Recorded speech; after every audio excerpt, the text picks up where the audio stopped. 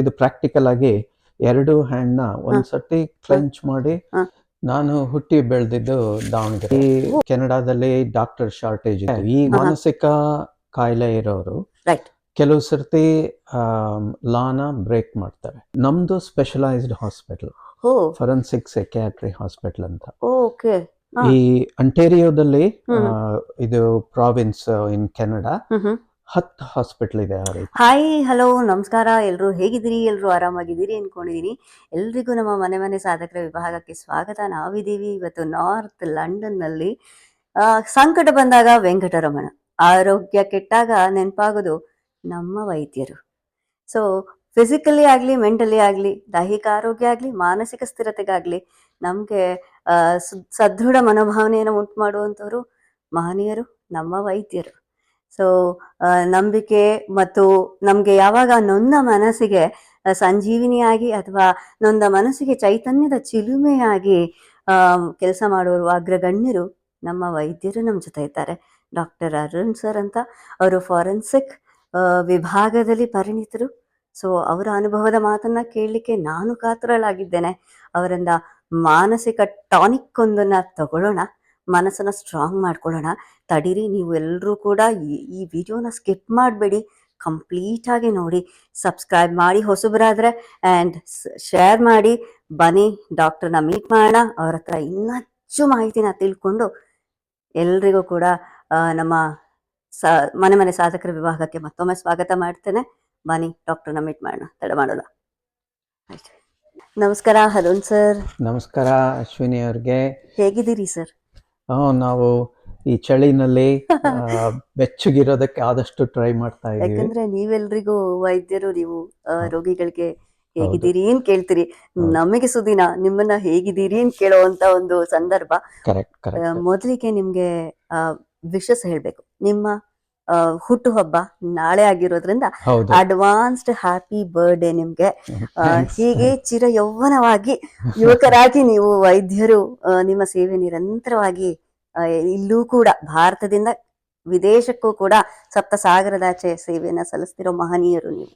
So ನಿಮ್ಗೆ ನಮ್ಮ channel, ನೀವು ನೋಡಿರೋ ಹಾಗೆ ವಿದೇಶದಲ್ಲಿ ಜೀವನ ಅಂತ ಚಾನಲ್ಗೆ ಸ್ವಾಗತ. ಮತ್ತೆ ನಮ್ಮ ಚಾನಲ್ ಅಲ್ಲಿ ಮನೆ ಸಾಧಕರ ವಿಭಾಗವನ್ನ ಮಾಡ್ತಾ ಇದ್ದೇವೆ. ನಿಮ್ಮನ್ನ ಇವತ್ತು ಸಾಧಕರು ಅಂತ ನಾನು ಗುರುತಿಸ್ಕೊಂಡಿದ್ದೀನಿ. ಹಲವಾರು ಫ್ರೆಂಡ್ಸ್ ಗಳಿಂದ ಮಾಹಿತಿನ ಕಲೆ ಹಾಕೊಂಡಿದ್ದೀನಿ ನಿಮ್ ಬಗ್ಗೆ.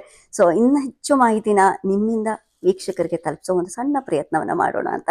ಸೊ ನಿಮ್ಗೆ ನಮ್ಮ ಚಾನಲ್ಗೆ ಮತ್ತೆ ನಮ್ಮ ಟೀಮಿಗೆ ಸ್ವಾಗತವನ್ನ ಬಯಸ್ತೇನೆ ಸರ್. ಬಹಳ thanks. Thank you. Arun sir, ನೀವು ಮೊದಲಿಗೆ ನಿಮ್ಮ ಹುಟ್ಟಿನ ಬಗ್ಗೆ ತಿಳ್ಕೋಬೇಕು. ಬಾಲ್ಯ ಹೇಗಾಯ್ತು, ಯಾವ ಕಡೆಯವರು ನೀವು, ವಿದ್ಯಾಭ್ಯಾಸ ಅಧ್ಯಯನ ಯಾವ ವಿಭಾಗದಲ್ಲಿ ಮಾಡ್ಕೊಂಡ್ರಿ, ಮತ್ತೆ ಕ್ಯಾನಡಾಗೆ ಯಾವಾಗ ಬಂದ್ರಿ ಅಂತ. ನಾನು ಹುಟ್ಟಿ ಬೆಳೆದಿದ್ದು ದಾವಣಗೆರೆ. ಓಕೆ. ಶುರುವಿನಲ್ಲಿ ಚಿತ್ರದುರ್ಗದಲ್ಲಿದ್ವಿ. ಆಮೇಲಿಂದ ನಮ್ಮ ತಂದೆಯವರು ದಾವಣಗೆರೆಗೆ ಮೂವ್ ಮಾಡಿದ್ರು. Very nice. ನಂದು ವಿದ್ಯಾಭ್ಯಾಸ ಎಲ್ಲ ದಾವಣಗೆರೆ, ಮೈಸೂರಿನಲ್ಲಿ ಒಂದು 3 ವರ್ಷ, ಗುಲ್ಬರ್ಗಾದಲ್ಲಿ 1-2 ವರ್ಷ. ಅದಕ್ಕೆ ಕಾರಣ ಅಂದ್ರೆ ನಮ್ಮ ತಂದೆಯವರು PWD ಇಂಜಿನಿಯರ್ ಆಗಿದ್ರು. ಅವರಿಗೆ ಟ್ರಾನ್ಸ್ಫರ್ ಆದಾಗ ಆ ಊರುಗಳಲ್ಲಿ ವಿದ್ಯಾಭ್ಯಾಸ ಜಾಗಗಳ ದರ್ಶನವಾಗ್ತಾ ಇತ್ತು. ಒಂದ್ ರೀತಿ ಅದರಿಂದ ಬೇರೆ ತರ ಜನನ್ನ ಮಿಕ್ಸ್ ಮಾಡ್ದಂಗ ಆಯ್ತು. ಗುಲ್ಬರ್ಗಾದಲ್ಲೇ ಒಂಥರ, ಮೈಸೂರಿನಲ್ಲೇ ಒಂಥರ ಸಾಫ್ಟ್ ಕನ್ನಡದವರು, ದಾವಣಗೆರೆನೆ ಹುಬ್ಬಳ್ಳಿ ಎಫೆಕ್ಟ್, ಅದೇ ಒಂಥರ. ದಾವಣಗೆರೆ ಅಂದ ತಕ್ಷಣ ನೆನಪಾಗೋದು ಮಸಾಲೆ ದೋಸೆ, ದಾವಣಗೆರೆ ಬೆಣ್ಣೆ ಮಸಾಲೆ ಅಂದ್ರೆ ಬಹಳ popular. Very nice sir. Right sir. So ಕೆನಡಾಗೆ ಯಾವಾಗ ಬಂದ್ರಿ ಸರ್ ನೀವು? ಸೊ ನಾನು ಮೆಡಿಕಲ್ ಕಾಲೇಜ್ ಎಲ್ಲ ಓದಿದ್ದು ದಾವಣಗೆರೆಲೇನೆ, JJM ಮೆಡಿಕಲ್ ಕಾಲೇಜ್ ನಲ್ಲಿ. ಅಲ್ಲಿಂದ ನಾನು ಅಲ್ಲೇ ಜನರಲ್ MBBS ಮಾಡಿ MD ಇನ್ ಜನರಲ್ ಮೆಡಿಸಿನ್ ಮಾಡಿದೆ. ಆಮೇಲಿಂದ ಹೈಯರ್ ಸ್ಟಡೀಸ್ಗೆ ಇಂಗ್ಲೆಂಡ್ಗೆ ಹೋದ್ವಿ. ಇಂಗ್ಲೆಂಡ್ ನಲ್ಲಿ 2-3 ಕಡೆ ಇದ್ವಿ. ಬರ್ಮಿಂಗ್ಹ್ಯಾಮ್, ಸೌತ್ ಹ್ಯಾಂಪ್ಟನ್, ಆಮೇಲೆ ಲಂಡನ್ ಹತ್ರ. ಅಲ್ಲಿ MRCP ಮಾಡಿ 1990 ಕೆನಡಾಗ್ ಬಂದಿದ್ದು.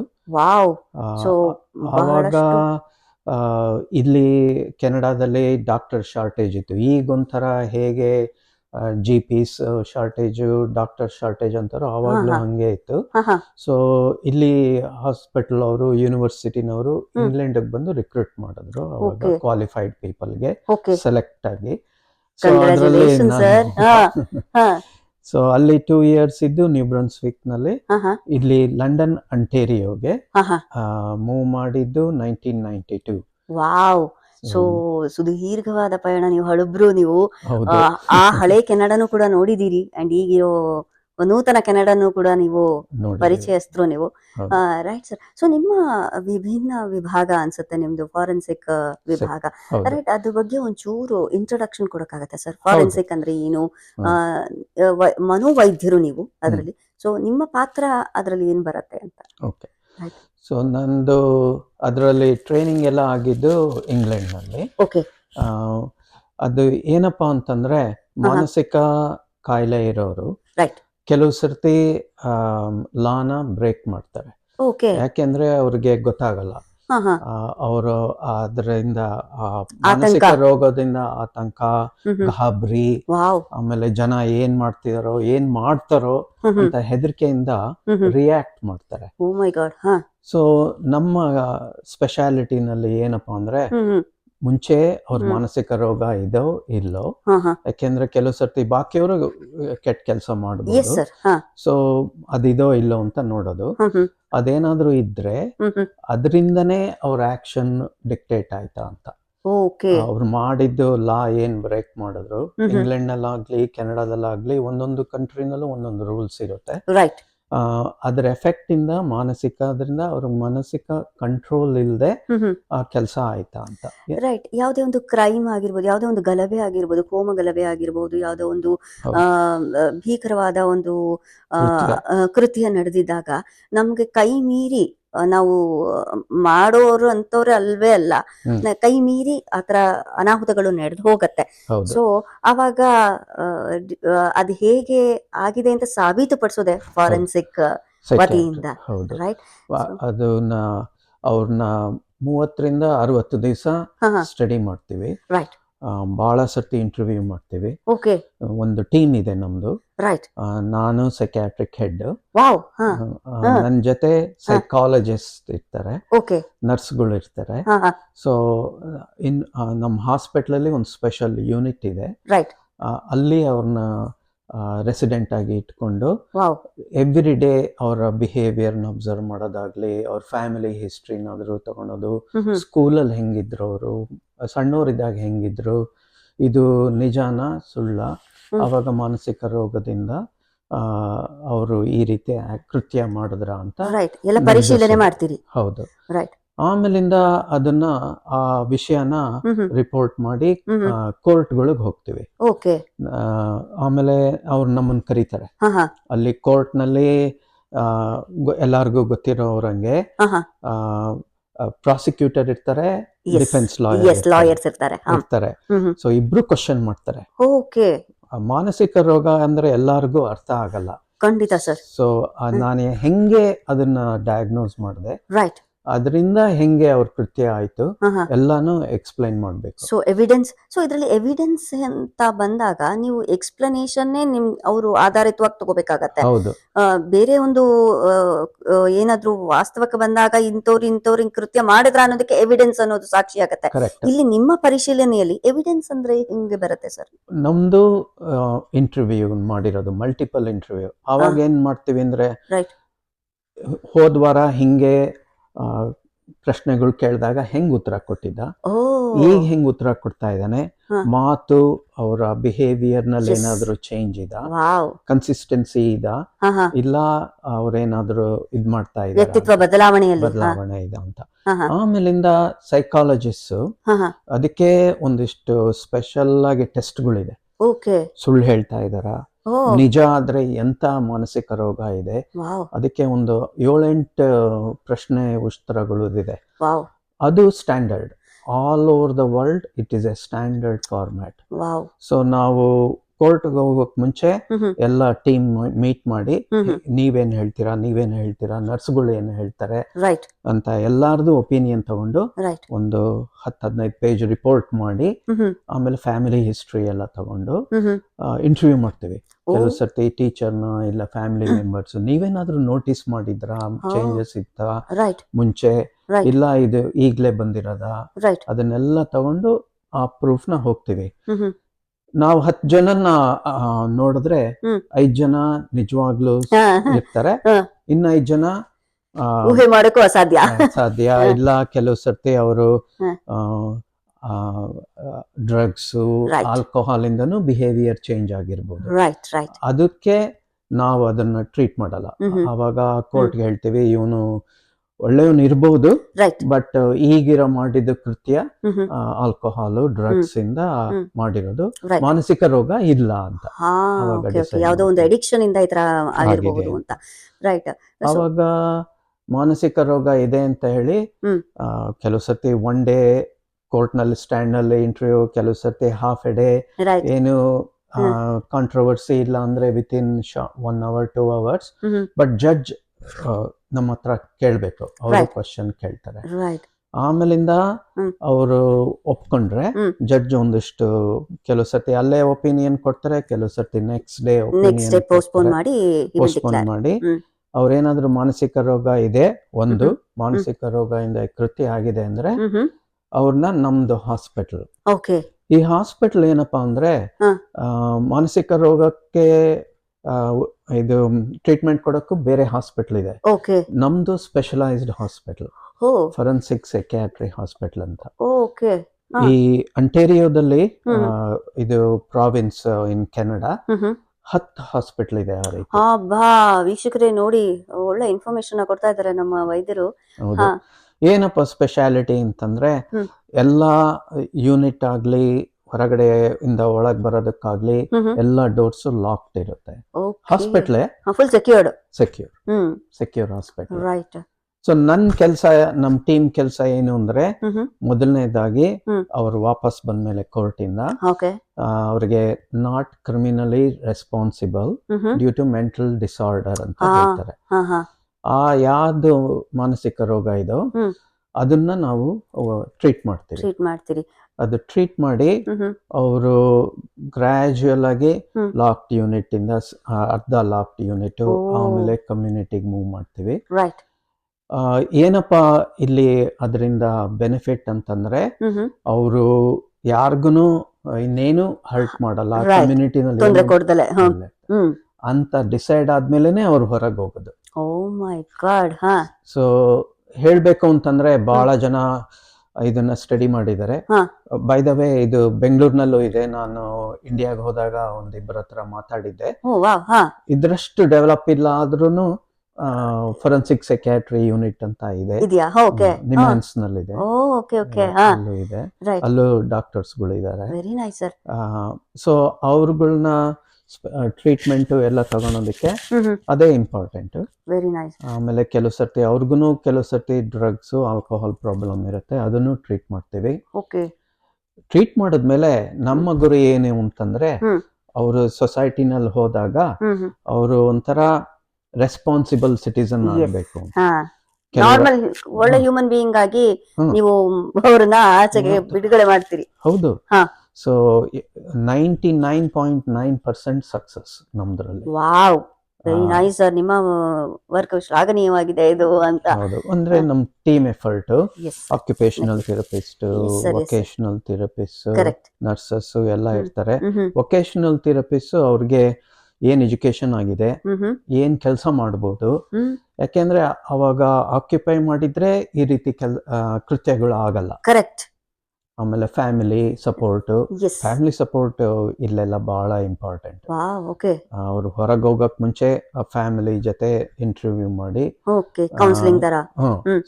ಅವರ ಪತ್ನಿನೇ ಇರ್ಬೋದು ಇಲ್ಲ ಪೇರೆಂಟ್ಸೇ ಇರ್ಬೋದು, ಅವ್ರ ಸಪೋರ್ಟ್ ಇಲ್ಲದೆ ಕಮ್ಯುನಿಟಿನಲ್ಲಿ ಬಹಳ ಕಷ್ಟ. ಕರೆಕ್ಟ್. ಜನಕ್ಕೆ. ನಾವ್ ಇದನ್ನೆಲ್ಲ ಮೂವಿನಲ್ಲಿ ನೋಡ್ತಿದ್ವಿ ಸರ್. ಇವಾಗ ಹ್ಮ್ ನೀವು ಹ್ಮ್ ಬಿಡಿಸಿ ಒಂಥರ ಒಗಡನ್ನ ಬಿಡಿಸಿ ಹೇಳಿ ಅಂತ ಹೇಳಿ ನೀವು ಬಿಡಿಸ್ಬಿಟ್ರಿ. ಹ್ಮ್ ರೈಟ್. ಸೊ ಈಗ ಯಾವುದೇ ಒಂದು ಸಿಚುವೇಶನ್ ತಗೊಂಡಾಗ ಒಬ್ಬ ಚಿಕ್ಕವರಿಂದ ಹಿಡಿದು ದೊಡ್ಡವರವರೆಗೂ ಕೋಪ ಅನ್ನೋದು ಹೌದು ಮಿತಿಮೀರಿ ಬಂದ್ಬಿಡತ್ತೆ ಸರ್. ಹೌದು ನನ್ನಿಂದ ಹಿಡಿದು ಎಲ್ಲರಿಗೂ ಬರುತ್ತೆ. ಸೊ ಹೌದು ಒಂದು ಬಹುಶಃ ನಿಮಗ್ ಬರ್ದಲ್ಲ ಇರ್ಬೋದು. ಸೊ ಈ ಕೋಪ ಅನ್ನೋದೊಂದು ನಮ್ಮ ಬಿಯಾಂಡ್ ಅವರ್ ಕಂಟ್ರೋಲ್ ಅಂತ. ಸೊ ಹೌದು ಈ ಕೋಪ ಕಂಟ್ರೋಲ್ ಮಾಡ್ಕೊಳ್ಳೋಕೆ ಎಷ್ಟೋ ಜನ ಎಷ್ಟೋ ತರದ ಟೆಕ್ನಿಕ್ಸ್ ನ ಆಲ್ರೆಡಿ ಮಾಡಿರ್ತಾರೆ. ಕರೆಕ್ಟ್. ಅದನ್ನ ಕೂಡ ಫಾಲೋ ಮಾಡಿದ್ರು ಕೂಡ ಇದು ಒಂಥರ ಕೆಲವ್ರು ಹೇಳ್ತಾರೆ ಖಾರ ಜಾಸ್ತಿ ತಿಂದ್ರೆ ಕೋಪ ಜಾಸ್ತಿ ಬರುತ್ತೆ ನಿಮ್ಗೆ ಅಂತ. ಹೌದು ಸೊ ನಿಮ್ ಬಾಯಿಂದ ಅದರ ನಿಜಾಂಶನ ತಿಳ್ಕೊಳ್ಳೋ ಆಸೆ ಸರ್. ಹೌದು. ಸೊ ನಾವು ಈಗ ಮಾನಸಿಕ ರೋಗದವ್ರು ಬಂದಾಗ ಮಾನಸಿಕ ರೋಗ ಇಲ್ಲದೆ ಇದ್ರು ನೀವು ಹೇಳ್ದಂಗೆ ಕೋಪ ಅನ್ನೋದ್ರಿಂದ ಕೆಲವರು ಕೃತ್ಯಗಳು ಮಾಡ್ಬೋದು. ಮಾಡ್ತಾರೆ. ಸೊ ಸೈಕ್ಯಾಟ್ರಿ ಅಂದ್ರೆ ಹಿಸ್ಟ್ರಿ ತಗೋಬೇಕಾದ್ರೆ ಡಿಟೇಲ್ ಹಿಸ್ಟ್ರಿ ತಗೊಂತೀವಿ. ಅವ್ರಿಗೇನಾದ್ರು ಸಣ್ಣವ್ರಿದ್ದಾಗ ಏನಾದ್ರು ನೋಡಿದ್ರ ಏನಾದ್ರು ಆಯ್ತಾ ಅವ್ರಿಗೆ ಟ್ರಾಮಾ ಬಹಳ ಇಂಪಾರ್ಟೆಂಟ್. ಟ್ರಾಮಾ ಯಾರಿಗೇ ಆಗ್ಲಿ ನಾರ್ಮಲ್ ಪರ್ಸನ್ಗೂ ಇನ್ಫ್ಲೂಯೆನ್ಸ್ ಆಗುತ್ತೆ ಅದರಿಂದ. ಅವ್ರು ಹೆಂಗೆ ರಿಯಾಕ್ಟ್ ಮಾಡ್ತಾರೆ, ಕಾಮ್ ಆಗಿರ್ತಾರೋ ಇಲ್ಲೋ, ಹೆಂಗೆ ಆಂಗರ್ ಶುರು ಆದ್ರೂ ಹೆಂಗ್ ಮ್ಯಾನೇಜ್ ಮಾಡ್ತಾರೆ, ಮಾಡಕ್ ಆಗದೆ ಇದ್ರೆ ಯಾಕೆ ಮಾಡಕ್ ಆಗಲ್ಲ, ಇದನ್ನೆಲ್ಲ ಲಾಂಗ್ ಹಿಸ್ಟ್ರಿ ಸೈಕ್ಯಾಟ್ರಿಕ್ ಹಿಸ್ಟ್ರಿ ಕೆಲವು ಸತಿ 2-3 ಸತಿ ಮೀಟ್ ಮಾಡಿ 1 ಅವರ್ ಜೊತೆ. ಈಗ ಫಿಸಿಕಲ್ ಇಲ್ನೆಸ್ ಆದ್ರೆ 15-20 ಮಿನಿಟ್ಸ್. ಅದೇ ಸರ್, ದೇಹಕ್ಕೆ ಆಗೋ ಗಾಯಗಳನ್ನ ನೀವು ಔಷಧಿ ಕೊಟ್ಬಿಟ್ಟು 1 ತಿಂಗಳಲ್ಲಿ ಗುಣ ಆಗುತ್ತಮ್ಮ ಹೋಗುವಂತ ಗ್ಯಾರಂಟಿ ಕೊಟ್ಬಿಡ್ತೀರಿ. ಹೌದು. ಮನಸ್ಸಿಗೆ ನೀವು ಆದಾಗ ನೀವು ಎಷ್ಟು ಯಾವ ತರ ಜಡ್ಜ್ ಮಾಡ್ತೀರಿ? ಸೊ ಮುಂಚೆ ಎಲ್ಲ ಸೈಕೋ ಅನಾಲಿಸಿಸ್ ಅಂತ ಮಾಡ್ತಾ ಇದ್ವಿ. ಅಂದ್ರೆ ಅವ್ರನ್ನ ಮೀಟ್ ಮಾಡಿ ಅವ್ರ ಪೇರೆಂಟ್ಸ್ ಚೈಲ್ಡ್ಹುಡ್ ನಲ್ಲಿ ಏನಾದ್ರು ಹೆಂಗೆ ಪೇರೆಂಟ್ ಇನ್ಫ್ಲೂಯೆನ್ಸ್ ಆಗಿತ್ತು ಅಂತ.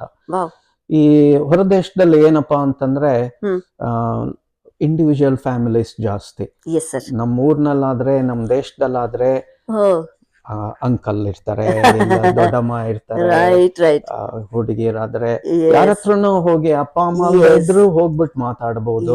ಅಲ್ಲಿಗೆ ಮುಗ್ದೋಗ್ಬಿಡುತ್ತೆ ವಿಷಯ. ಇಲ್ಲ ಬಾ ವಾಕ್ ಹೋಗೋಣ ಅಂತಾರೆ, ಇಲ್ಲ ಅಲ್ಲೇ ಇದೆಲ್ಲ ಮಾಡ್ಬೋದು, ಹಿಂಗ್ ಮಾಡು ಪರವಾಗಿಲ್ಲ ಇದ್ದೇ ಇರುತ್ತೆ. ಇಲ್ಲಿ ಇಲ್ಲ, ಜಾಸ್ತಿ. ಈ ಸರ್ತಿ ಊರಿಗೆ ಹೋದಾಗ ನೋಡ್ತಾ ಇದ್ದೆ ಬೆಂಗಳೂರಿನಲ್ಲಿ, ಅಲ್ಲೂ ಒಂಥರ ಇಂಡಿವಿಜುವಲ್ ಫ್ಯಾಮಿಲೀಸ್ ಜಾಸ್ತಿ ಆಗ್ತಾ ಇದೆ. ಬಟ್ ಜಾಯಿಂಟ್ ಫ್ಯಾಮಿಲಿ ಅಥವಾ ಫ್ಯಾಮಿಲಿ ಸಪೋರ್ಟ್ ಊರ್ನಲ್ಲಿ ಚೆನ್ನಾಗಿರುತ್ತೆ. ಇಲ್ಲಿ ಅದು ಮಿಸ್ಸಿಂಗ್. ಸೊ ಫ್ಯಾಮಿಲಿ ಥೆರಪಿ ಮಾಡ್ಬೇಕು, ಸೈಕೋ ಅನಾಲಿಸಿಸ್ ಮಾಡಿ ಅವ್ರ ಚೈಲ್ಡ್ಹುಡ್ ನಲ್ಲಿ ಮದರ್ ಇನ್ಫ್ಲೂಯೆನ್ಸ್ ಹೆಂಗಿತ್ತು, ಫಾದರ್ ಇನ್ಫ್ಲೂಯೆನ್ಸ್ ಹೆಂಗಿತ್ತು, ಫ್ರೆಂಡ್ಸ್ ಇನ್ಫ್ಲೂಯೆನ್ಸ್, ಟೀಚರ್ ಇನ್ಫ್ಲೂಯೆನ್ಸ್ ಎಲ್ಲ ಹೆಂಗಿತ್ತು, ಎಲ್ಲ ಅಭ್ಯಾಸ ಮಾಡಿ ಅವ್ರಿಗೆ ಆವಾಗ ಫೀಡ್ಬ್ಯಾಕ್ ಕೊಡ್ತೀವಿ. ನೀನ್ ಹಿಂಗ್ ಕೋಪದಿಂದ ಮಾಡ್ತಾ ಇರೋದು ಈ ರೀಸನ್ ಇಂದ, ಇದನ್ನ ಹೆಂಗ್ ಮ್ಯಾನೇಜ್ ಮಾಡ್ಬೋದು ಅಂತ ನೆಕ್ಸ್ಟ್ ಫ್ಯೂ ಸೆಷನ್ಸ್ ಅಲ್ಲಿ ಅವ್ರಿಗೆ ಟೀಚ್ ಮಾಡ್ತೀವಿ. ಓಕೆ, ನೀವು ಹೇಳ್ತಿರೋದು ಇನ್ ಡೀಟೇಲ್. ಸೊ ಈಗ ಸಡನ್ ಆಗಿ ಈಗ ಒಂದು ಫ್ಯಾಮಿಲಿನಲ್ಲಿ ಮಕ್ಳು ಕೂಡ ಕೋಪ ಮಾಡ್ಕೋತಾರೆ, ಗಂಡ ಕೋಪ ಮಾಡ್ಕೋತಾಳೆ, ಹೆಂಡತಿ ಕೋಪ ಮಾಡ್ಕೋತಾರೆ, ತಂದೆ ತಾಯಿ ಅತ್ತೆ ಮಾವ ಯಾರು. ಸೊ ಈಗ ಕಾಮನ್ ಪರ್ಸನ್ಗೆ ಕೋಪನ ಕಂಟ್ರೋಲ್ ಮಾಡ್ಕೋಬೇಕಾದ್ರೆ ಏನಾದ್ರು ಒಂದು ಫಾರ್ಮುಲಾನೋ ಒಂದು ಥಟ್ ಅಂತ ಮಂತ್ರನೋ ನೀವೇನಾದ್ರು ಒಂದು ಹೇಳೋದಾದ್ರೆ ದೀಕ್ಷೆ ಕೊಡ್ಬೋದು. ಹೌದು, ನೀವು ಕೇಳಿದ್ದು ಒಳ್ಳೆ ಪ್ರಶ್ನೆ. ಯಾಕೆಂತಂದ್ರೆ ನಾನ್ ಹೇಳಿದ ಉತ್ತರ it takes long time. So but ಅವ್ರಿಗೆ ಆಗ್ತಾ ಇರೋರಿಗೆ ಈಗ ಹೆಂಗ್ ಮಾಡ್ಬೇಕು, ತಕ್ಷಣಕ್ಕೆ ಏನು ಪ್ರತಿಕ್ರಿಯೆ ಮಾಡಬೇಕು, ಸೊಲ್ಯೂಷನ್, ಲಾಂಗ್ ಟರ್ಮ್ ಸೊಲ್ಯೂಷನ್. ಒಳ್ಳೆ ಪ್ರಶ್ನೆ ಅದು. ಸೊ ಶಾರ್ಟ್ ಟರ್ಮ್ ನಲ್ಲಿ ಆಂಗರ್ ಮ್ಯಾನೇಜ್ಮೆಂಟ್ ಅಂತ ಇರುತ್ತೆ. ಅದು ಏನಪ್ಪಾ ಅಂತಂದ್ರೆ ಇದೆಲ್ಲ ಎಕ್ಸ್ಪ್ಲನೇಷನ್ ಮೆದುಳಲ್ಲಿ ಬದಲಾವಣೆಗಳು ಆಗುತ್ತೆ. ಹಿಪ್ಪೋಕ್ಯಾಂಪಸ್ ಅಂತ ಒಂದು ಏರಿಯಾ ಇರುತ್ತೆ, ಅದರಲ್ಲಿ ಹಾರ್ಮೋನ್ಸ್, ಬ್ರೈನ್ ಹಾರ್ಮೋನ್ಸ್, ಆ ಸ್ಟ್ರಕ್ಚರ್ ಚೇಂಜ್ ಆಗಿರುತ್ತೆ ಅವರ ಮಾನಸಿಕ ಎಫೆಕ್ಟ್ ಇಂದ. ಅಲ್ಲಿಂದ ರಿಲೀಸ್ ಆಗೋ ಹಾರ್ಮೋನ್ಸ್ ಎಲ್ಲ ಎಫೆಕ್ಟ್ ಆಗುತ್ತೆ. ಸೊ ಅವ್ರಿಗೆ ಶುರುವಿನಲ್ಲಿ ಹೆಂಗಪ್ಪ ರಿಲ್ಯಾಕ್ಸೇಷನ್ ಮಾಡೋದು ಅಂತ, ಸ್ಟ್ರೆಸ್ ಅಂತ ವರ್ಡ್ ನೀವೆಲ್ಲ ಅತಿರೇಕವಾಗಿದೆ, ಅದ್ರ ಮ್ಯಾನೇಜ್ಮೆಂಟ್ ಬಹಳ ಇಂಪಾರ್ಟೆಂಟ್. ಎಸ್ಪೆಷಲಿ ನಾನು ಕೋವಿಡ್ ಆದಾಗ ಬಹಳ ಐಸೋಲೇಟ್ ಆಗ್ಬಿಟ್ರು ಜನ, ಮನೆಯಿಂದನೇ ಕೆಲಸ ಮಾಡೋದು. ಒಂದ್ ರೀತಿ ಒಳ್ಳೇದು, ಒಂದ್ ರೀತಿನಲ್ಲಿ ಅದೊಂಥರ ಕಷ್ಟ ಆಗೋದು. ಆವಾಗ ಏನಾಗುತ್ತೆ, ಅವ್ರಿಗೆ ನಾನು ಲೆಕ್ಚರ್ಸ್ ಕೊಡ್ತಾ ಇದ್ದೆ ಅವಾಗ ಗ್ರೂಪ್ ನಲ್ಲಿ, ಕನ್ನಡ ಗ್ರೂಪ್ಸ್ಗೆ. ಅವಾಗ ಹೇಳ್ತಾ ಇದ್ದೆ, various steps you can take, and Mhm. same thing will help with the anger management. Wow sir. as well. Okay. ಏನಪ್ಪಾ ಅಂತಂದ್ರೆ ಹಾ. ಬ್ರೇಕ್ ತಗೊಳೋದು ವರ್ಕ್ ಇಂದ, ರೈಟ್. ಸೋಷಿಯಲ್ ಲೈಫ್ ಕಂಟಿನ್ಯೂ ಮಾಡೋದು. ಎಷ್ಟು ಲಿಮಿಟೆಡ್ ಆದ್ರೂ ಒಬ್ಬ ಫ್ರೆಂಡ್ ಮನೆಗೆ ಹೋಗೋದು, ಇಲ್ಲ ಅವ್ರು ಬರೋದು, ಹಂಗೆ ರೈಟ್. ಹಾ ಹಾ. ಯಾರಿಗಾದ್ರೂ ಸಹಾಯ ಮಾಡೋದು ವಾವ್. ಸೊಸೈಟಿನಲ್ಲಿ. ಹ್ಮ್.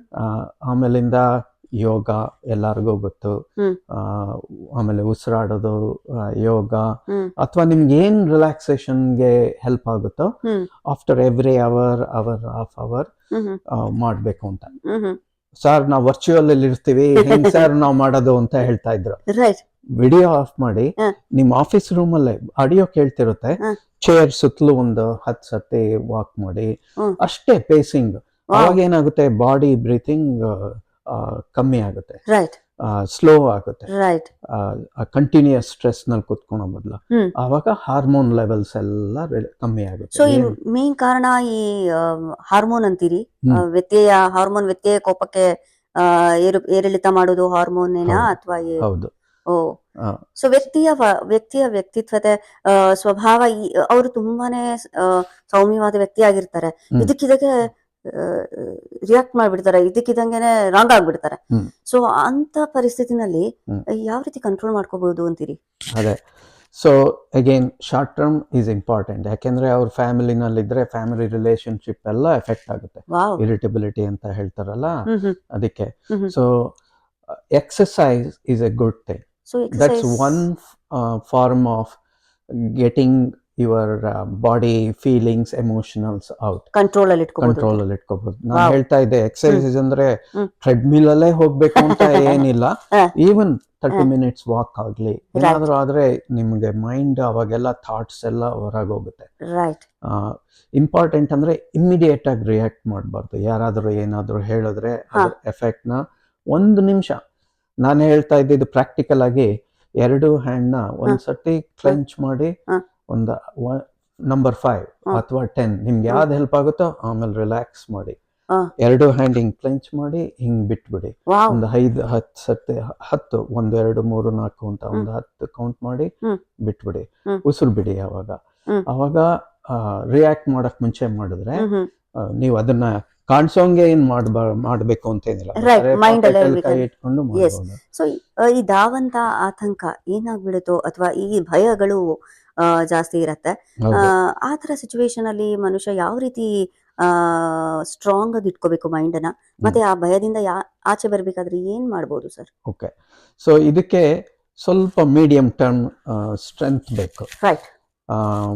ಇಲ್ಲಿ ಆದ್ರೆ ರೆಸಿಲಿಯನ್ಸ್ ಅಂತ, ನೀವು ಅದು ಇಂಗ್ಲಿಷ್ ವರ್ಡ್ ನೀವು ಕೇಳಿದ್ದು, ಕನ್ನಡದಲ್ಲಿ ಹೆಂಗ್ ಕೇಳಿದ್ರೆ ಅದು ಇಲ್ಲಿ ರೆಸಿಲಿಯನ್ಸ್. ರೆಸಿಲಿಯನ್ಸ್ ಅಂದ್ರೆ ಹೆಂಗೆ ಸ್ಟ್ರೆಸ್ ಅಥವಾ ಇದು ಬಂದಾಗ ಹೆಂಗೆ ಮ್ಯಾನೇಜ್ ಮಾಡೋದು ಅನ್ನೋದಕ್ಕೆ ಇನ್ನರ್ ರೆಸಿಲಿಯನ್ಸ್. ಅವ್ನು ಎಷ್ಟು resilience.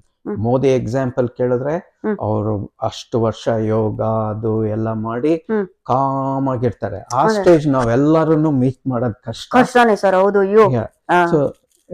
So exercise, relaxation technique, ಆಮೇಲಿಂದ ಜನರಿಗೆ ಒಳ್ಳೆ ಕೆಲಸಗಳು ಮಾಡೋದು, ಸೆಲ್ಫ್ ಎಸ್ಟೀಮ್ ಅಂತಾರಲ್ವಾ, ಅದನ್ನ ಬಿಲ್ಡಪ್ ಮಾಡಬೇಕು.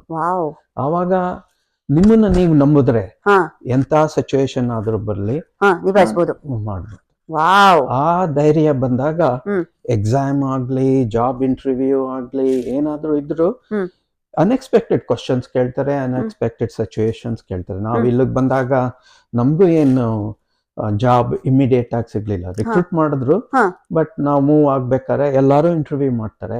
ನಿಮ್ಗೆ ಬೇಕಾಗಿರೋದೇ ಜಾಬ್ ಬೇಕು ಅಂದಾಗ ಆಂಗ್ಸೈಟಿ, ಸ್ಟ್ರೆಸ್ ಬರುತ್ತೆ. If you have the confidence, okay ಈ ಜಾಬ್ ಸಿಕ್ಕರೆ ಬಹಳ ಚೆನ್ನಾಗೆ, ಇಲ್ಲ ಅಂದ್ರೆ ಹೇಗೆ ಅಂತ ಒಂದು ಬ್ಯಾಕಪ್ ಪ್ಲಾನ್ ಅಂತಾರಲ್ವಾ, ಹಂಗಿದ್ರೆ ಆಮೇಲೆ ಕಾನ್ಫಿಡೆನ್ಸ್ ಇದ್ರೆ ಯು ವಿಲ್ ಡೂ ವೆಲ್. ಬಹಳ ಸತಿ ಏನಾಗುತ್ತೆ, ಇದು ಸಿಕ್ಲೇಬೇಕು ಇಲ್ಲ ಅಂದ್ರೆ ಹೆಂಗೆ ಅಂತೆಲ್ಲ, ಅದಕ್ಕೇನಂತೀವಿ ಅಂದ್ರೆ ನೆಗೆಟಿವ್ ಥಾಟ್ಸ್ ಅಂತ. ನಾನು ನೆಕ್ಸ್ಟ್ ಮುಂದೆ ಬರ್ತಿದ್ದೆ, ಈ ಪಾಸಿಟಿವ್ ಥಾಟ್ಸ್, ನೆಗೆಟಿವ್ ಥಾಟ್ಸ್ ಎರಡು ಕೂಡ ನಾಣ್ಯದ 2 ಮುಖಗಳ ತರ. ಸೊ ನಾವ್ ಯಾವ್ದನ್ನ ತಗೋತೀವೋ, ಚೂಸ್ ಮಾಡ್ತೀವೋ, ನಾವು ಅದೇ ತರ ಮುಂದುವರ್ಕೊಂತಾ ಹೋಗ್ತೀವಿ. ಸೊ ಎಲ್ಲಾನು ಕೊಡೋದು ನಮ್ಮ ಗ್ರೇಟ್ ಬಾಸ್ ಮೈಂಡ್. ಸೊ ಬರುತ್ತೆ ನೆಗೆಟಿವ್ ಥಾಟ್ಸ್, ಅದನ್ನ ಹೆಂಗೆ ಮ್ಯಾನೇಜ್ ಮಾಡ್ಬೇಕು ಅನ್ನೋದು ಇಂಪಾರ್ಟೆಂಟ್. ಇಲ್ಲಿ ಒಂದು ಇಂಗ್ಲಿಷ್ ಥಿಯರಪಿ ಅಂದ್ರೆ cognitive behaviour Yes. Therapy. Yes, sir. ಮನಸ್ಸು ಎಂತದ್ದು ಅಂದ್ರೆ ಹಾ.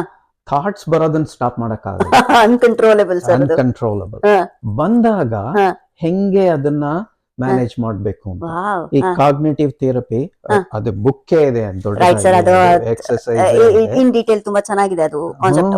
ಅದರಲ್ಲಿ ನೆಗೆಟಿವ್ ಥಾಟ್ಸ್ ಇಂಟರ್ವ್ಯೂಗೆ ಹೋಗಕ್ ಮುಂಚೆ ಆಗ್ಲಿ, ಈಗ ರಿಲೇಶನ್ಶಿಪ್ ನಲ್ಲಿ Yes. ಆಂಗರ್ ಬರೋಕ್ ಮುಂಚೆ ಅದನ್ನ ಹೆಂಗೆ ರೀಪ್ಲೇಸ್ ಮಾಡ್ಬೇಕು, ವಾವ್. Negative thoughts. ಹಾ ಹಾ. ನಾನ್ ಚೆನ್ನಾಗ್ ಕಾಣಿಸಲ್ಲ, ಇಲ್ಲ ನಾನ್ ಕೆಟ್ಟವನು, ಎಸ್ ಸರ್. ಈ ಜಾಬ್ ಸಿಗುತ್ತೋ ಇಲ್ಲೋ ಅಂತ Yes. ನೆಗೆಟಿವ್ ಥಿಂಕ್ ಬದಲು ನಾನ್ ಬೆಸ್ಟ್ ಎಫರ್ಟ್ ಮಾಡ್ತೀನಿ. ಹ್ಮ್.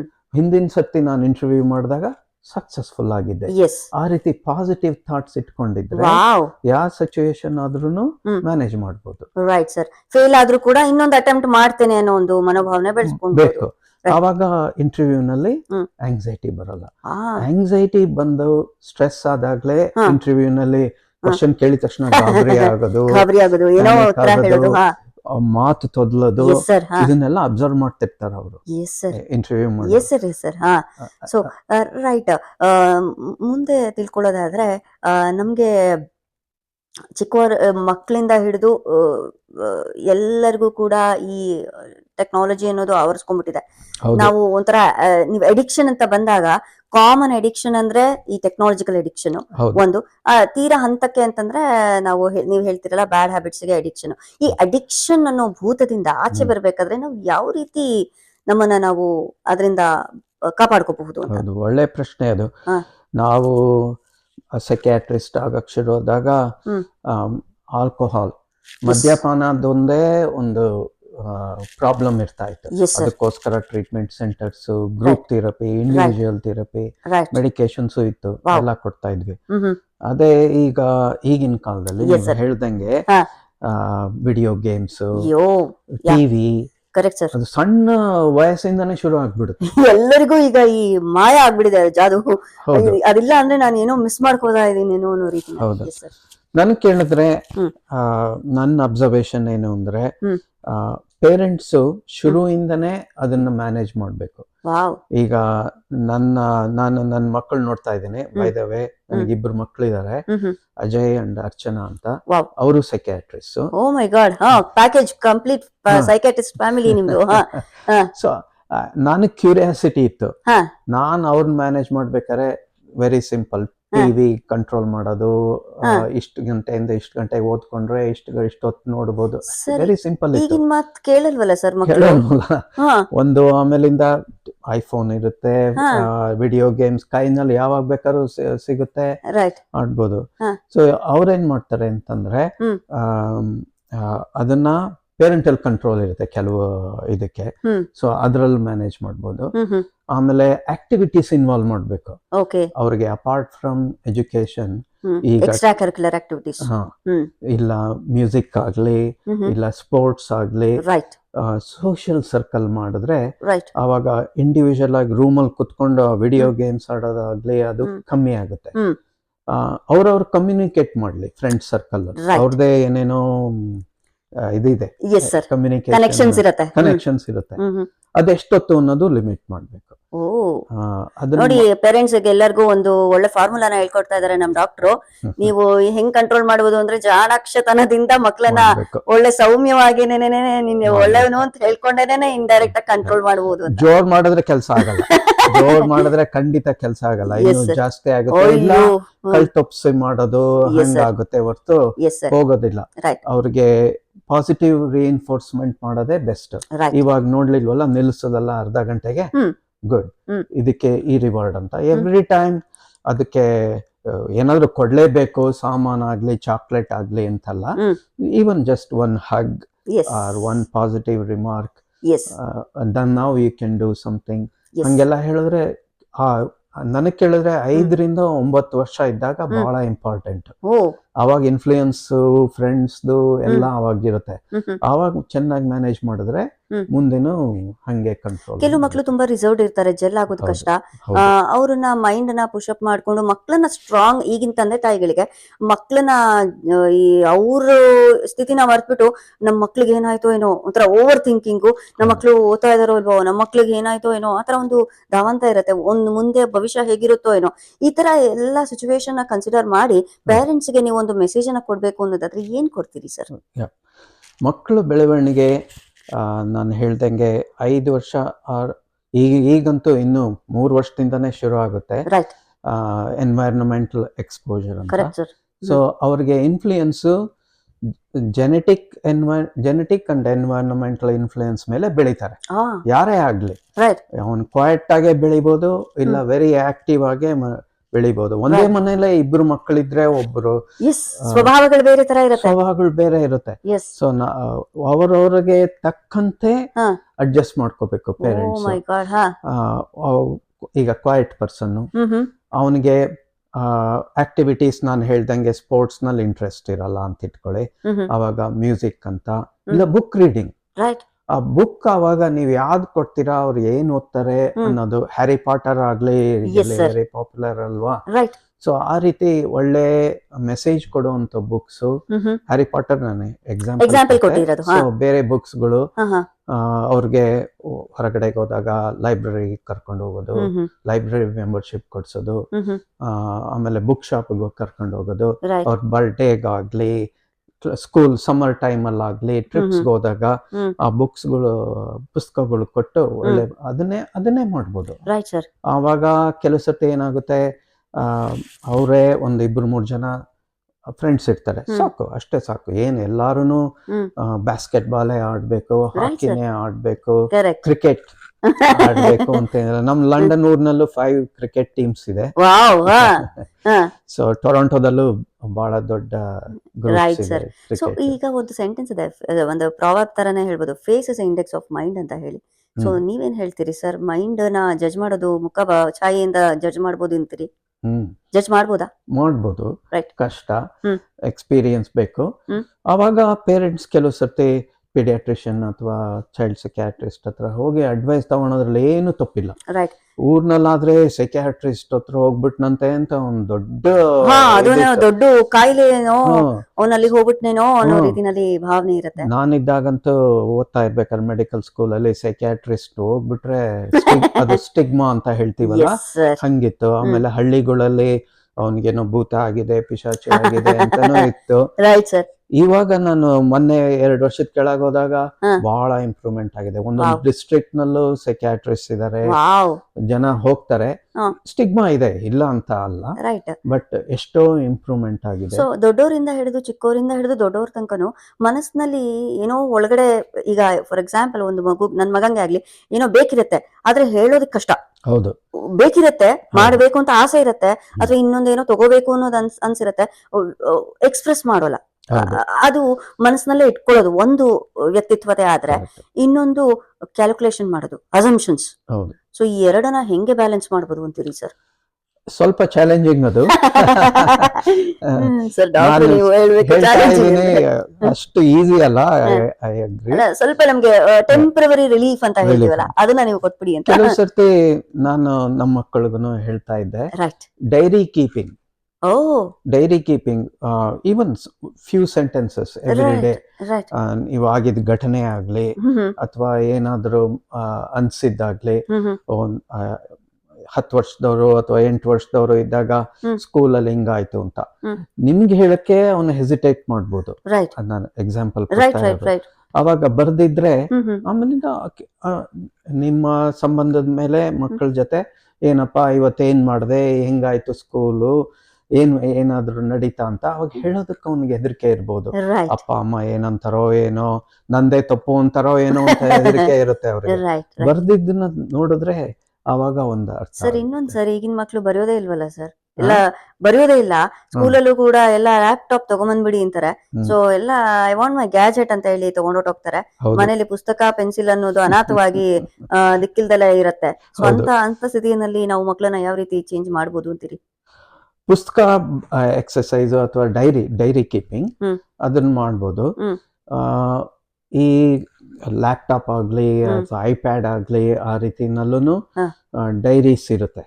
ಓಕೆ. ಹಾ. ಅದ್ರಲ್ಲೂ ಅವ್ರ ನೋಟ್ಸ್ ನೋಟ್ ಪ್ಯಾಡ್ಸ್. ಹಾ. ನೋಟ್ ಪ್ಯಾಡ್ ಹ್ಮ್. ಅದ್ರಲ್ಲೂ ಬರೀಬಹುದು ಈಗ. ಓಕೆ. ಅವಾಗ ಅವ್ರಿಗೆ ಅವಾಗ್ಲೇ ಬರವಣಿಗೆ ಎಲ್ಲ ಕಮ್ಮಿ ಆಗ್ತಾ ಇದೆ, ನೀವು ಎಸ್ ಹೇಳ್ದಂಗೆ. ಸರ್. ಓ ಮೈ ಗಾಡ್. ಕನ್ನಡ, ಇಂಗ್ಲಿಷು ಎಲ್ಲಾನು ಕಮ್ಮಿ ಆಗ್ತಾ ಇದೆ, ಗ್ರಾಮರ್ ಕಮ್ಮಿ ಆಗ್ತಾ ಇದೆ. Yes sir, definitely. ನಾವೆಲ್ಲ ಓದ್ಬೇಕಾದ್ರೆ ಗ್ರಾಮರ್ ಎಷ್ಟು ಇಂಪಾರ್ಟೆಂಟ್, ವೊಕ್ಯಾಬ್ಯುಲರಿಗೆ ಎಷ್ಟು ಇಂಪಾರ್ಟೆನ್ಸ್ ಕೊಡ್ತಾ ಇದ್ರಿ ನೀವು ಆಗ್ಲಿ. ಸೊ ನೋಟ್ ಪ್ಯಾಡ್ ಅಥವಾ ಇದೆಲ್ಲ ಇರುತ್ತಲ್ಲ, ಹ್ಮ್. ಅದ್ರಲ್ಲೇ ಬರೀಲಿ. ರೈಟ್. ಅದು ಅವ್ರ ಪರ್ಸನಲ್ ನೋಟ್ ಪ್ಯಾಡ್.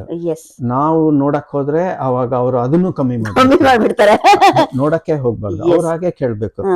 ಆ ಇಂಪಾರ್ಟೆಂಟ್ ಸ್ಕೂಲಿಂದ ಬಂದಾಗ, ಪಿಕಪ್ ಮಾಡಕ್ ಹೋದಾಗ ಅಥವಾ ಕಾಲೇಜಿನಲ್ಲಿ ಬಂದಾಗ, ಹಿಂಗಾಯ್ತಮ್ಮ, ಹಿಂಗಾಯ್ತಪ್ಪ, ಇವತ್ತೇನಾದ್ರು ಹೆಂಗಿತ್ತು ಕ್ಲಾಸಸ್ ಎಲ್ಲ ಹೆಂಗಿತ್ತು, ನಮ್ಗೆ ಡೀಟೇಲ್ ಏನ್ ಬೇಡ, ಅಷ್ಟು ಸ್ಟಾರ್ಟಿಂಗ್ ಪಾಯಿಂಟ್ ಕೊಟ್ರೆ ಅವ್ರು ಹೇಳ್ತಾರೆ. ನೋಡಿ ಪಾಯಿಂಟ್ ಬೇಕು. ಪೇರೆಂಟ್ಸ್ ನೋಡಿ, ನೀವು ನಿಮ್ಗೊಂದು ಒಳ್ಳೆ ಟೆಕ್ನಿಕ್ ಹೇಳ್ತಾ ಇದಾರೆ ನಮ್ಮ ಡಾಕ್ಟ್ರು. ನೀವೇನ್ ಜಾಸ್ತಿ ವರ್ಕೌಟ್ ಮಾಡೋ ಅವಶ್ಯಕತೆ ಇಲ್ಲ. ಜಸ್ಟ್ ನೀವು ಮಕ್ಳಿಗೆ ಏನಪ್ಪಾ ಹೇಗಿದ್ಯಾ, ಹೆಂಗಾಯ್ತು ಸ್ಕೂಲು, ಹೆಂಗಾಯ್ತು ಕಾಲೇಜು ಅಂತ ಹೇಳಿ ಒಂದು ಓಪನ್ ಕ್ವಶನ್ ಅನ್ನ ಬಿಡಿ, ಮುಂದೆ ಉತ್ತರ ನಿಮ್ಗೆ ಸಿಗ್ತಾ ಹೋಗತ್ತೆ. ಯಾಕೆ ಹೇಳ್ದೆ ಅಂದ್ರೆ, ಈಗಿನ ಜನರೇಷನ್ ನೋಡ್ತಿದೀನಲ್ಲ, ಬಿಸಿ. ವಾವ್. ಮಕ್ಕಳ ಜೊತೆ ಟೈಮ್ ಸ್ಪೆಂಡ್ ಮಾಡಕ್ಕೆ ಹಿಂಜರಿಕೆ ಕೊಡ್ತಾ ಇದಾರೆ. ಬಟ್ ಇದು ಬಹಳ ಇಂಪಾರ್ಟೆಂಟ್. ಮಕ್ಕಳ ಜೊತೆ ನೀವೊಂದು ಹಾಫ್ ಅನ್ ಅವರ್ ಸ್ಕೂಲಿಂದ ಬಂದ್ಮೇಲೆ ಒಂದು ಸ್ನಾಕ್ ಕೊಟ್ಕೊಂಡು ಅಥವಾ ಆಮೇಲಿಂದನಾದ್ರೂ ಕುತ್ಕೊಂಡು, ಏನಪ್ಪಾ ಹೆಂಗಿತ್ತು ಅಂತ ಅರ್ಧ ಗಂಟೆ. ನೀವು ವರ್ಕ್ ಮಾಡಿ ಬಂದು ಸುಸ್ತಾಗಿರ್ತೀರ, ಒಪ್ಕೊಂತೀನಿ. ಬಟ್ ಈವನ್ ಮಲ್ಗೋಕ್ ಮುಂಚೆ, ಇವತ್ತಿನ ದಿವಸ ಹೆಂಗಿತ್ತು ನಿಂಗೆ, ಅಷ್ಟೇ ಒಂದು ಓಪನಿಂಗ್ ಅವ್ರು ಕೊಟ್ರೆ ಬಹಳ ಮಕ್ಕಳು ಹೇಳ್ತಾರೆ ಕ್ಲಾಸ್ ನಲ್ಲಿ. ಆದ್ರೆ ಈ ಫಾರ್ಮುಲಾ ನೀವು ಮಕ್ಕಳಿಗೆ ಅಲ್ಲ, ದೊಡ್ಡವ್ರಿಗೂ ಕೂಡ ಇಂಪ್ಲಿಮೆಂಟ್ ಮಾಡ್ಬೋದು ಅಂತೀರಿ. ಯಾಕಂದ್ರೆ ವಯಸ್ಸಾದವರಾಗ್ಲಿ ಅಥವಾ ಯಾರಿಗೆ ಹಸ್ಬೆಂಡ್ ವೈಫ್ ಆಗ್ಲಿ, ಈ ಈಗೋ ಅಥವಾ ಕ್ಲಾಶಸ್ ಬರ್ದೇ ಇರೋ ಹಾಗೆ ಈ ಜನರಲ್ ಕಾನ್ವರ್ಸೇಷನ್ ಹೆಲ್ಪ್ ಆಗತ್ತೆ ಅಂತ ಒಂದು ಒಳ್ಳೆ ಟಾನಿಕ್ ಅನ್ನ ಕೊಡ್ತಾ ಇದೀರಿ ಸರ್ ನೀವು.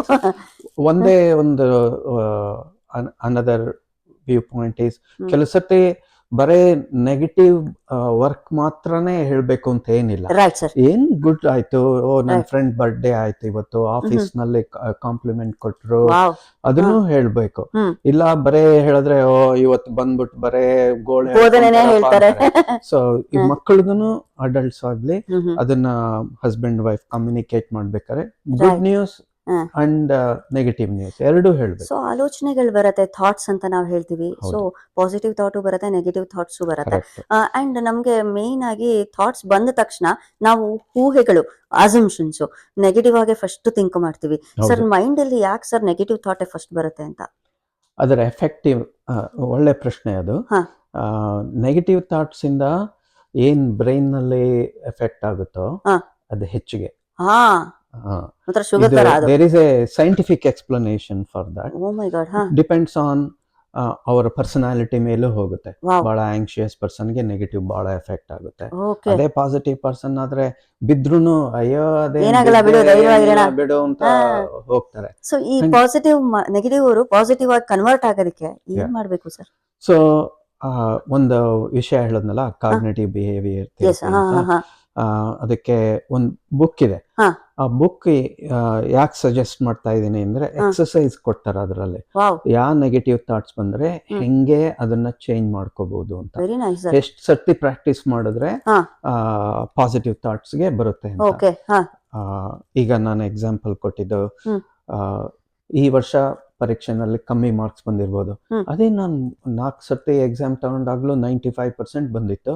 ಈ ಸರ್ತಿ ಬಂದಿದೆ, ಮುಂದಿನ ಸರ್ತಿ ಮಾಡ್ತೀನಿ, ಮುಂದಿನ ಸರ್ತಿ ಮಾಡ್ತೀನಿ ಅನ್ನೋದೇ ಪಾಸಿಟಿವ್ ಥಾಟ್. ಓಕೆ. ಸೊ ಈ ಓವರ್ ಕಾನ್ಫಿಡೆನ್ಸ್ ಅಂತ ಇರುತ್ತಲ್ಲ ಸರ್, ಅದಕ್ಕೆ ಏನ್ ಹೇಳ್ತೀರಿ ಸರ್? ಅದು ಪ್ರಾಬ್ಲಮ್ ನೀವು ಹೇಳ್ದಂಗೆ. ಮುಂದಿನ ಸತಿ ಮಾಡೇ ಮಾಡ್ತೀನಿ ಅಂತ ಕೆಲವ್ರಿಗೆ ಓವರ್ ಕಾನ್ಫಿಡೆನ್ಸ್ ಇರುತ್ತೆ.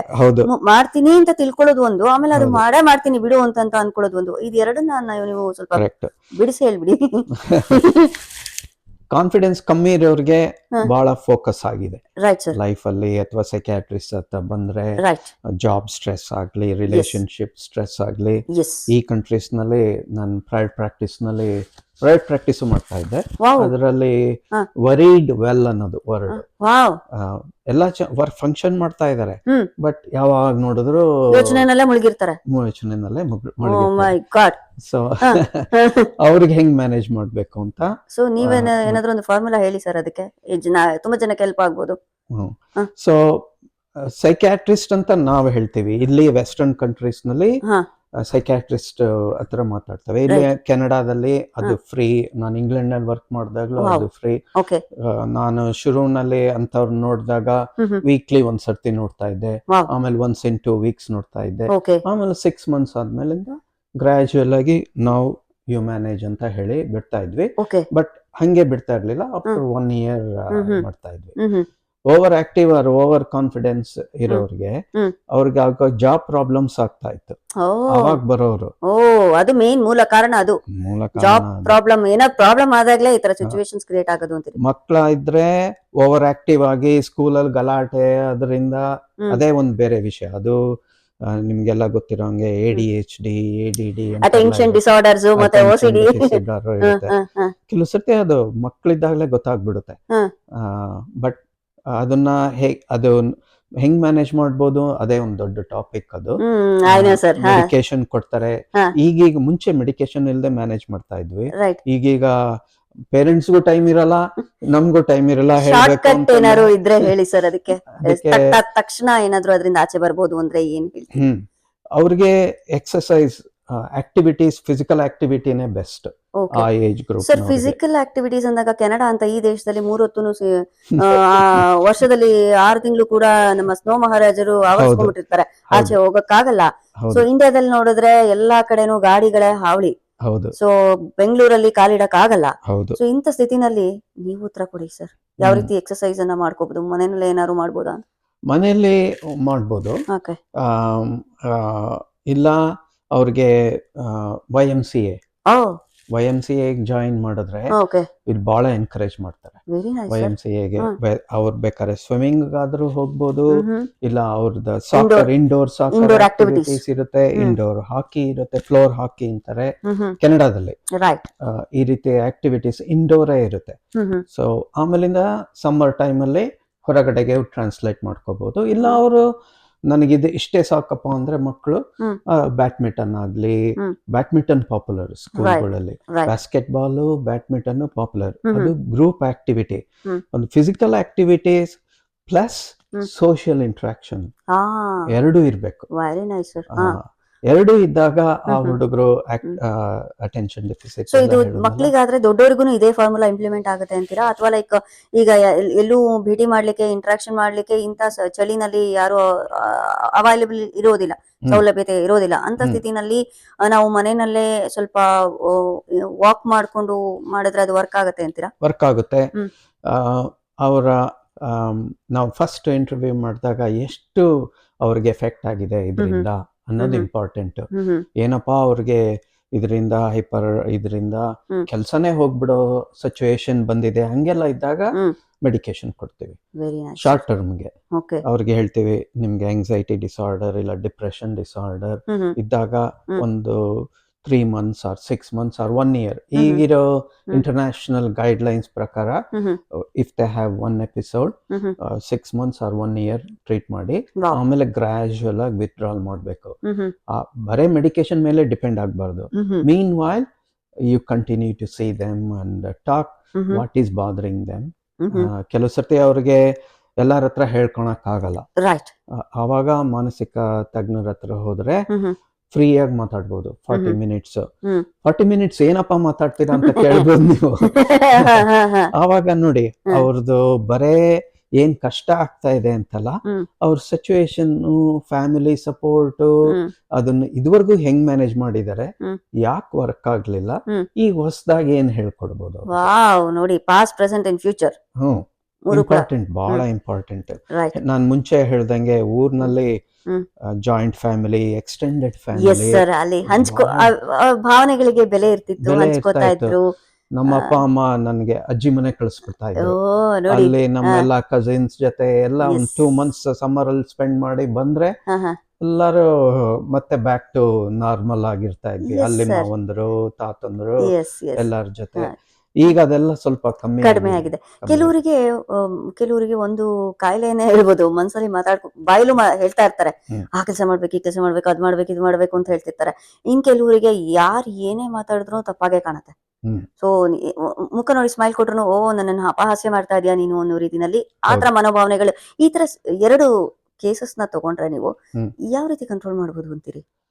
ಅದಕ್ಕೆ ಶುರುನಲ್ಲಿ ನಾನು ಆಂಗ್ಸೈಟಿ ಡಿಪ್ರೆಷನ್ಗೆ ಹೆಂಗೆ ಹೇಳದ್ನೋ ಹಂಗೆ ಶುರುನಲ್ಲಿ ಅದರಿಂದ ಅವ್ರಿಗೆ ಹೆಂಗೆ ರಿಲೇಶನ್ಶಿಪ್ ಅಥವಾ ಜಾಬ್ ಹೆಂಗೆ ಎಫೆಕ್ಟ್ ಆಗ್ತಾ ಇದೆ, ಫ್ಯಾಮಿಲಿ ಡೈನಾಮಿಕ್ಸ್ ಅಂತ ನೋಡಿ ಅದು ಯಾತಕ್ಕೆ ಅಂತ ನೋಡ್ಬೇಕು ಫಸ್ಟ್. ರೀಸನ್. ಆಮೇಲೆ ಮ್ಯಾನೇಜ್ಮೆಂಟಿಗೆ ಹೇಗೇನ್ ಅದಕ್ಕೆ ಬೇರೆ ತರ ಮೆಡಿಕೇಶನ್ಸ್ ಇದೆ. ವಾವ್. ಈಗ ನೀವು ಕನ್ನಡದಲ್ಲಾದ್ರೆ ಶರಪಂಜರ, ಎರಡು ಮುಖ ಅವೆಲ್ಲ ನೋಡಿರ್ಬೋದು. ರಿಯಲ್ ಡಿಪಿಕ್ಷನ್ ಅದು. ಓ ಮೈ ಗಾಡ್. ಬಹಳ ಡೈರೆಕ್ಟರ್ಸ್ ಬಹಳ ಚೆನ್ನಾಗಿ ಕಲ್ಪನಾ ನೋಡಿ, ನಮ್ಗೆ ನಮ್ಮ ಕನ್ನಡ ಚಲನಚಿತ್ರಕ್ಕೆನೆ ನಮ್ಮ ಡಾಕ್ಟರ್ ಕೊಡುಗೆ ಕೊಡ್ತಾ ಇದಾರೆ ನೋಡಿ. ಸೊ ಹೋದಾಗ ಹೆಂಗೆ ಸ್ಟ್ರೆಸ್, ಫ್ಯಾಮಿಲಿ ಡೈನಾಮಿಕ್ಸ್ ಎಫೆಕ್ಟ್ ಆಗುತ್ತೆ ಅಂತ ಕಾಣಿಸುತ್ತೆ. ಅದು ಶುರುನಲ್ಲೇ ಕಂಡಿಡಿದು ಶುರುನಲ್ಲೇ ನಿಮ್ಗೆ ಎಫೆಕ್ಟ್ ಆಗ್ತಾ ಇದ್ದಾಗ ಬಂದು ಡಾಕ್ಟರ್ ತರ ಮಾತಾಡ್ಬಿಟ್ರೆ ಮೆಡಿಕೇಶನ್ ಏನು ಬೇಡ, ಅದ್ರ ಮ್ಯಾನೇಜ್ಮೆಂಟ್ ಸಿಗುತ್ತೆ. ಅದು ಸ್ವಲ್ಪ ನೆಕ್ಸ್ಟ್ ಲೆವೆಲ್ಗೆ ಹೋದಾಗ ಮೆಡಿಕೇಶನ್ ತಗೊಂಡು ಸ್ವಲ್ಪ ದಿವಸ ಇಲ್ಲ ಲಾಂಗ್ ಟರ್ಮ್ ಆಗ್ಲಿ, ಕೆಲವು ಕಾಯಿಲೆಗಳಿಗೆ ಲಾಂಗ್ ಟರ್ಮ್ ಟ್ರೀಟ್ಮೆಂಟ್ ಅವಶ್ಯಕತೆ ಇರುತ್ತೆ. ಅದರಿಂದ ಕ್ವಾಲಿಟಿ ಆಫ್ ಲೈಫ್. ಈಗ ನಾನು ನನ್ನ ಫೊರೆನ್ಸಿಕ್ ಸೈಕ್ಯಾಟ್ರಿನಲ್ಲಿ ಹೇಳ್ತಾ ಇದ್ನಲ್ಲ, ಅದು ಸೀರಿಯಸ್ ಆಗಿ ಇಲ್ನೆಸ್ ಇರೋರು ಅವರು ನಮ್ಮ ಜೊತೆ, ನಮ್ಮ ಟ್ರೀಟ್ಮೆಂಟ್ ಟೀಮ್ ಜೊತೆ ಒಂದ್ಸತಿ ಅಲ್ಲ 4-5 ವರ್ಷ ಇರ್ತಾರೆ ಜೊತೆನಲ್ಲಿ. ಕೆಲವು ಸ್ಪಂದಿಸದೆ ಹೋದಾಗ ಏನ್ ಸರ್, ನಿಮ್ಮ ಟ್ರೀಟ್ಮೆಂಟ್ ಗೆ ಯಾರಾದ್ರೂ ಸ್ಪಂದಿಸದೆ ಹೋದಾಗ ಏನ್ ಮಾಡ್ತೀರಿ? ಅವಾಗ ಬೇರೆ ತರ ಟ್ರೀಟ್ಮೆಂಟ್, ಮೆಡಿಕೇಶನ್ ಅಲ್ಲದೆ ಇದ್ರೆ ಬರೀ counselling, group therapy, individual therapy, psychologist. ಈಗ ಟ್ರಾಮಾ ಅಂತ ಹೇಳಿದ್ನಲ್ಲ ಚೈಲ್ಡ್ಹುಡ್ ನಲ್ಲಿ, ಅದೇನಾದ್ರೂ ಆಗಿದ್ರೆ ಮೆಡಿಕೇಶನ್ ಯಾಕೋ ವರ್ಕ್ ಆಗ್ತಿಲ್ಲ ಅಂತಂದ್ರೆ ಅದನ್ನ ಫೋಕಸ್ ಮಾಡಿಲ್ದೇ ಇರ್ಬೋದು. ಅವಾಗ ಕೆಲವು ಸೈಕಾಲಜಿಸ್ಟ್ ಇರ್ತಾರೆ, they are specialist in trauma. ಫ್ಯಾಮಿಲಿನಲ್ಲಿ ಬಹಳ ಬೀಟಿಂಗ್ ಹೊಡೆದಿರ್ಬೋದು, ಹೊಡೆಸ್ಕೊಂಡಿರ್ಬೋದು, ಸ್ಕೂಲಲ್ಲಿ ಗಲಾಟೆ, ಆ ಹುಡುಗ ಇದಾಗಿರ್ಬೋದು. ಸೊ ಅದನ್ನೆಲ್ಲ ಒಳಗೆ ಇಟ್ಕೊಂಡಿದ್ರೆ ಆಮೇಲೆ ಮುಂದಿನ ವರ್ಷಗಳಲ್ಲಿ ದೊಡ್ಡವರಾದಾಗ ಅದು ಸ್ಫೋಟ ಆಗುತ್ತೆ. ಅದಕ್ಕೆ ಕೌನ್ಸಿಲಿಂಗ್ ಫೋಕಸ್ ಮಾಡ್ಬೇಕಾಗುತ್ತೆ. ಆಮೇಲೆ ಈಗ ಸಕ್ಸಸ್ ಅಂತ ಹೇಳೋದಲ್ಲ, 99 ಕೆಲವರು ಟ್ರೀಟ್ಮೆಂಟ್ ಕೊಟ್ಮೇಲೆ ಕೆಲವರು ಡಾಕ್ಟರ್ಸ್ ಆಗಿದ್ದಾರೆ, ಕೆಲವರು ಫಾರ್ಮಸಿಸ್ಟ್ ಆಗಿದ್ದಾರೆ, ಸರ್ಜನ್ಸ್ ಆಗಿದ್ದಾರೆ. ಎಜುಕೇಶನ್ ಕಮ್ಮಿ ಇರೋರು ಗ್ರೇಡ್ 12 ಇಲ್ಲಿ ಕೆನಡಾದಲ್ಲಿ ಗ್ರೇಡ್ 12 ಡಿಪ್ಲೊಮಾ ಮಾಡಿ ಕಾರ್ಪೆಂಟ್ರಿ ಜಾಬ್ ಆಗ್ಲಿ, ಅದರ್ ಫ್ಯಾಕ್ಟರಿ ಜಾಬ್ಸ್ ಆಗ್ಲಿ, so they become useful members in the society. ಅದೇ ಖುಷಿ ನಮ್ಗೆ. ಏನಪ್ಪಾ ಮಾನಸಿಕ ರೋಗ ಯಾವಾಗ್ಲೂ ಇರುತ್ತೆ, ಹೆಂಗೆ ನೋಡಿ ಎಲ್ಲರಿಗೂ ಇದೊಂದು ಡಾಕ್ಟರ್ ಒಂದು ಸ್ಟ್ರಾಂಗ್ ಮೆಸೇಜ್ ನ ಕೊಡ್ತಾ ಇದಾರೆ. ಯಾವುದೇ ರೋಗ ಆದ್ರೂ ದೊಡ್ಡದಲ್ಲ, ಗುಣಪಡಿಸಬಹುದು. ಆ ಒಂದು ಮೆಂಟಾಲಿಟಿ ನಿಮ್ ಕಡೆ ಇರತ್ತೆ. ನೀವು ಯಾವ ರೀತಿ ತಗೋತೀರಿ ಆ ರೀತಿ ಗುಣ ಆಗುತ್ತೆ. ಕ್ವಾಲಿಟಿ ಆಫ್ ಲೈಫ್ ಇಂಪ್ರೂವ್ ಆಗುತ್ತೆ. ಮ್ಯಾರೇಜ್ ಆಗಿದ್ರೆ ಮ್ಯಾರಿಡ್ ಲೈಫ್ ಇಂಪ್ರೂವ್ ಆಗುತ್ತೆ. ಅವಾಗ ಇಬ್ರಿಗೂ ಫ್ಯಾಮಿಲಿಗೂ ನಾವು ಫ್ಯಾಮಿಲಿ ಕರೆದು ಮುಂಚೆ ಹೇಳ್ದಂಗೆ ಅವ್ರ ಹತ್ರನೂ ಮಾತಾಡ್ತೀವಿ. ಅವಾಗ ಮ್ಯಾನೇಜ್ಮೆಂಟ್ ಈಸಿ ಆಗುತ್ತೆ. Very nice sir. ಸೊ ನೀವು ಈ ಫಾರೆನ್ಸಿಕ್ ನಿಮ್ಗೆ ಚಿಕ್ಕಂದಿನಲ್ಲೇ ಡಾಕ್ಟರ್ ಆಗ್ಬೇಕು ಅನ್ನೋ ಒಂದು ಥಾಟ್ ಇತ್ತಾ, ಅಥವಾ like by chance R choice? ಯಾವುದು ಸರ್ ನಿಮ್ದು ಇದು ಆಯ್ಕೆ? ನಂದು ದಾವಣಗೆರೆ ಅನ್ನಲ್ಲ, ದಾವಣಗೆರೆನಲ್ಲಿ ನಾನು ಹೈಸ್ಕೂಲ್ ಓದ್ಬೇಕಾದ್ರೆ ಮೆಡಿಕಲ್ ಕಾಲೇಜ್ ಓಪನ್ ಆಯ್ತು. ಅದ್ರಿಂದ ಎಲ್ಲರೂ ವೈಟ್ ಕೋಟ್ ಹಾಕೊಳ್ಳೋದಾಗ್ಲಿ, ಓಡಾಡೋದು ಮುಂಚೆ ಅದಿತ್ತು ಆಸೆ. ಆಮೇಲಿಂದ ನೋಡ್ದೆ ಹೋಗ್ಬಿಟ್ಟು ಅವ್ರ ಕಾಯಿಲೆಗಳಾಗ್ಲಿ ಹೆಂಗೆ ಟ್ರೀಟ್ಮೆಂಟ್ ಮಾಡ್ತಾರೆ, ಅದರಿಂದ ಜನ ಹೆಂಗ್ ರಿಕವರಿ ಆಗ್ತಾರೆ, ಆ ರಿಕವರಿ ಆಗೋ ಪಾರ್ಟ್ ನನಗೆ ಬಹಳ ಹಿಡಿಸ್ತು. ಕಾಯಿಲೆ ಬರ್ಬೋದು, ಮಾನಸಿಕ ಆಗ್ಲಿ ಫಿಸಿಕಲ್ ಆಗ್ಲಿ. ನಾವು ಫಿಸಿಕಲ್ ಇಲ್ನೆಸ್ ಟ್ರೀಟ್ ಮಾಡ್ಬೇಕು, ಮಾನಸಿಕ ಒಂದೇ ಅಲ್ಲ. ಫಿಸಿಕಲ್ ಇಲ್ನೆಸ್ ಡಯಾಬಿಟಿಸ್ ಇಂದನೂ ಮಾನಸಿಕ ಎಫೆಕ್ಟ್ ಆಗ್ಬೋದು, ಬ್ಲಡ್ ಪ್ರೆಷರ್ ಇಂದನೂ ಆಗ್ಬೋದು. ಸೊ ಅವನ್ನೆಲ್ಲ ಮ್ಯಾನೇಜ್ ಮಾಡ್ತೀವಿ ನಾವು. Very nice sir. ಸೊ ಅದನ್ನ ನೋಡಿದಾಗ ಅರೆ ನಾನು ಯಾಕೆ ಹಿಂಗೆ ಜನ ಸೇವೆ ಮಾಡಬಾರ್ದು ಅಂತ. So sweet of you sir. ನಿಮ್ಮ ಈ ವೈದ್ಯಕೀಯ ವೃತ್ತಿಯ ಪಯಣದಲ್ಲಿ ನಿಮ್ಗೆ ನಿಮ್ಮ ವರ್ಕ್ ನ ಅಪ್ರಿಶಿಯೇಟ್ ಮಾಡಿ ಎಷ್ಟೋ ಅವಾರ್ಡ್ಸು, ಆನರ್ಸು, ಅಥವಾ ನಿಮ್ಮ ಎಜುಕೇಶನ್ ಫೀಲ್ಡ್ ಅಲ್ಲೇ ಆಗಿರ್ಬೋದು, ಏನೇನು ಅವಾರ್ಡ್ಸ್ ಬಂದಿದೆ ಅದೊಂಚೂರು ನಮ್ಗೆ ವೀಕ್ಷಕರಿಗೆ ಹಂಚ್ಕೋಬೋದಾ? ಏನ್ ಹೇಳಿ? ಅವಾರ್ಡ್ಸ್ಗಳು ಯಾವ್ದಾದ್ರು ನಿಮ್ಗೆ ಹಾನರ್ ಬಂದಿದೆ ಆಗಿದೆ? ಅಂತನಾ?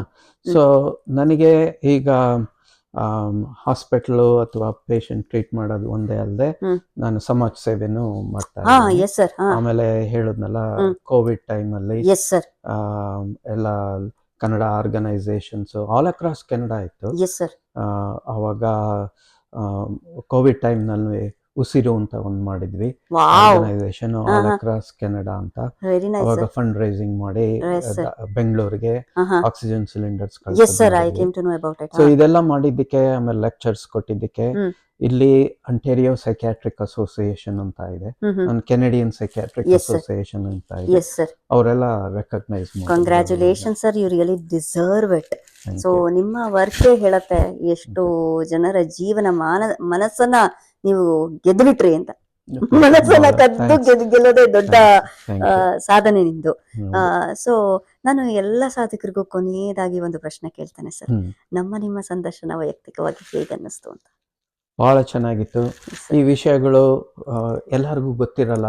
ಇಲ್ಲಿಗೆ ಬಂದಾಗ ಹೇಳ್ದಂಗೆ ಸ್ಟಿಗ್ಮಾ ಆಗ್ಲಿ ಅಥವಾ ಏನ್ ಮಾಡ್ಬೇಕು ಅಂತ ಗೊತ್ತಿರಲ್ಲ. ಈಗ ತೊಂದರೆ ಆಗುತ್ತೆ ಜನಕ್ಕೆ, ಜೀವನದಲ್ಲಿ ಕಷ್ಟ ಸುಖ ಎಲ್ಲಾನು ಇರುತ್ತೆ. ಬಂದಾಗ ಹೆಂಗೆ ಎದುರಿಸ್ಬೇಕು ಅಂತ ಗೊತ್ತಾಗಲ್ಲ. ಇಲ್ಲೇನ್ ಆಪರ್ಚುನಿಟಿ, ಹೆಂಗೆ ಹೆಲ್ಪ್ ತಗೋಬಹುದು ಅಂತ ಶುರುನಲ್ಲೇ ಈ ಸಂವೇದನೆಯಿಂದ ಅವ್ರು ಶುರುನಲ್ಲೇ ರೆಕಗ್ನೈಸ್ ಮಾಡಿ ಸಹಾಯ ತಗೊಂಡ್ಬಿಟ್ರೆ, ಪ್ರೊಫೆಷನಲ್ ಆಗ್ಲಿ ನಾನ್ ಪ್ರೊಫೆಷನಲ್ ಆಗ್ಲಿ ಹೆಲ್ಪ್ ತಗೊಂಡ್ಬಿಟ್ರೆ ಮುಂದೆ ಬರೋ ಕಷ್ಟಗಳು ಕಮ್ಮಿ ಆಗುತ್ತೆ. ಸೊ ಮನಸ್ಸನ್ನ ಒಳ್ಳೆ ಮನಸ್ಥಿತಿನ ಪಡ್ಕೊಳ್ಳೋದಕ್ಕೆ ಇದಿಷ್ಟು ಮಾಡ್ಬೇಕು ಅಂತ ಹೇಳ್ತೀವಿ. ಮುಂಚೆನೆ ಯಾರಾದ್ರೂ ಏನಾದ್ರು ಹೇಳಿದ್ರೆ ಯಾಕೋ ಹಿಂಗಿದ್ಯಾ ಅಂತಂದ್ರೆ ಇಗ್ನೋರ್ ಮಾಡ್ಬೇಡಿ. ಹೌದಲ್ಲ, ಯಾಕೆ ಹೇಳಿದ್ರು, ಯಾಕೆ ಹೇಳಿರ್ಬಹುದು ಅಂತ ಥಿಂಕ್ ಮಾಡಿ ಯಾರ ಹತ್ರನಾದ್ರೂ ಮಾತಾಡಿ, ಇಲ್ಲ ಪ್ರೊಫೆಷನಲ್ಸ್ ಹತ್ರ ಹೋಗಿ ಮಾತಾಡಿ. ಅದರಿಂದ ಮುಂದೆ ಬರೋ ಕಷ್ಟಗಳು ತಪ್ಪುತ್ತೆ. Yes sir, thank you so much. ನಮ್ಮ ಉದ್ದೇಶ ಇಷ್ಟ ಇತ್ತು, ನಿಮ್ಮಿಂದ ಮಾಹಿತಿಯನ್ನ ಕಲೆ ಹಾಕ್ಬಿಟ್ಟು ವೀಕ್ಷಕರಿಗೆ ನಾವು ತಿಳ್ಕೊಬೇಕು, ವೀಕ್ಷಕರಿಗೂ ಜೊತೆನೂ ಹಂಚಿಸ್ಕೋಬೇಕು ಅಂತ ಹೇಳಿ ಒಂದು ಸಣ್ಣ ಜಿಜ್ಞಾಸೆನ ಇಟ್ಕೊಂಡು ಬಂದ್ವಿ. ಸೊ ನೀವು ಅದನ್ನ ಸಂಪೂರ್ಣವಾಗಿ ಪರಿಪೂರ್ಣತೆಯಿಂದ ನಿಮ್ಮ ಎಲ್ಲ ಬಂಚ್ ಆಫ್ ಕ್ವೆಶ್ಚನ್ ಮಾರ್ಕ್ಸ್ನ ನೀಟಾಗಿ ಕ್ಲಿಯರ್ ಮಾಡಿಬಿಟ್ರಿ. ಸೊ ವೀಕ್ಷಕರಿಗೂ ತುಂಬಾ ಮಾಹಿತಿ ಆಗಿರುವಂತಹ ವಿಡಿಯೋ ಇದು. ಸೊ ಎಲ್ಲರೂ ಕೂಡ ವಾಚ್ ಮಾಡಿ ಅಂತ ಕೇಳ್ಕೊತೀನಿ. ಸೊ ನಿಮ್ಮ ಟೈಮಿಗೆ, ನಿಮ್ಮ ಬಿಸಿ ಸ್ಕೆಡ್ಯೂಲಲ್ಲಿ ನಿಮ್ಮ ಟೈಮಿಗೆ ಮತ್ತು ನಮಗಾಗಿ ನೀವು ತುಂಬ ಆದರ ಮನೋಭಾವದಿಂದ ಸ್ವಾಗತ ಮಾಡಿ ನಮ್ಮನ್ನು ಗ್ರೀಟ್ ಮಾಡಿ ನಮಗೋಸ್ಕರ ನೀವು ಕೊಟ್ಟಿರುವಂತಹ ಈ ಸಮಯ ಹಾಗೂ ನಿಮ್ಮ ಎಫರ್ಟ್ಸ್ಗೆ ಅಪ್ರಿಷಿಯೇಟ್ ಮಾಡ್ತೀನಿ. I wish you good luck sir. ವಂದನೆಗಳು, ಎಲ್ಲರಿಗೂ ವಂದನೆ.